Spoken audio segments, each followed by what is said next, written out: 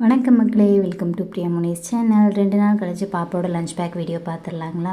காலையிலே பாப்பா போதுங்க அவங்க அப்பா ஊட்ட. என்னென்னு பார்த்தீங்கன்னா, இன்றைக்கி வந்து செலவு ரசம் வச்சுருந்தேன். அதனால தான் பாப்பா அப்படி பண்ணிகிட்டு இருந்தாங்க. அவங்களோட லஞ்ச் பேக்குக்கு லெமன் ரைஸ் கொடுத்து விட்டுருந்தேன். அதோட கொஞ்சம் நட்ஸு, 4 பிஸ்கெட்ஸு. இது வந்து ராகி பிஸ்கெட், குட்டி குட்டியாக ராகி பிஸ்கெட் வந்து கிடச்சிது இந்த தடவை.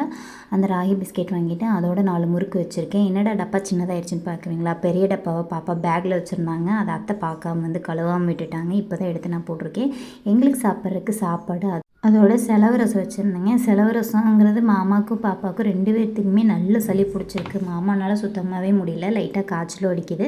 பாப்பாவுக்கு இந்த ரசம் கொடுத்தனால தான் ஃபேஸ் வந்து அப்படி போச்சு. சாப்பிடுவாங்க. அவங்க அப்பா ஊட்டினாங்கன்னா கொஞ்சமாக ஒரு மாதிரி செய்வாங்க. நான் ஊட்டினா சாப்பிட்ருவாங்க கம்பல்சரி.